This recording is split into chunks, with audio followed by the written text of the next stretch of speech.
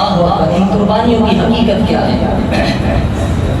صحابہ کرام نے نبی کریم علیہ السلام کی بارگاہ میں عرض کیا، آقا یا رسول اللہ ان قربانیوں کی حقیقت کیا ہے؟ نبی کریم علیہ السلام نے فرمایا میرے غلاموں، یہ قربانیاں تمہارے باپ حضرت ابراہیم علیہ السلام کی سنت ہے۔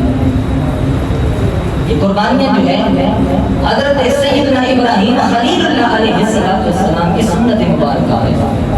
صحابہ نے عرض کیا کہ یا رسول اللہ ان قربانیوں میں ہمارے لیے کیا ہے؟ یا رسول اللہ قربانیوں میں ہمارے لیے اجر و ثواب کیا ہے؟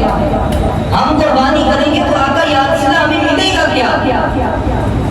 نبی کریم علیہ السلام نے فرمایا میرے غلاموں، ہر بال کے بدلے اللہ تبارک و تعالی ایک حسنہ عطا فرمائے گا۔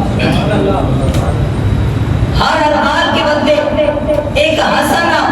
اب قرآن کہتا ہے جو مصطفیٰ کریم علیہ السلام کا امتی غلام جو ہے ایک نیکی کرے گا، رب تعالیٰ اس ایک نیکی کے بدلے 10 نیکیوں کا ثواب عطا فرما دے گا۔ سرکار نے فرمایا میرے غلاموں، ہر بال کے بدلے قربانی کا جو جانور ہے اس کے جسم پر جتنے بال ہوں گے ہر بال کے رب تعالیٰ جو ہے 10 نیکیاں عطا فرمائے گا۔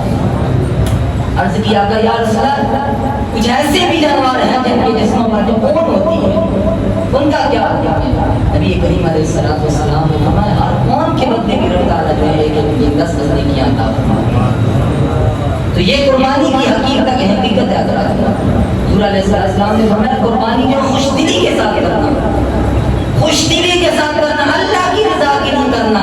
فرمایا یہ قربانی جو تم کرو گے نا، فرمایا جب قبروں سے اٹھو گے یہ تمہارے لیے سواریاں جو ہے پیش کر دی جائیں گی، ان پر جو ہے تم سوار ہو کر جو ہے میدان محشر کی طرف چلو گے، اور صراط پر یہ سواریاں جو ہے تمہیں عطا کر دی جائیں گی۔ اتنی اس کی جو ہے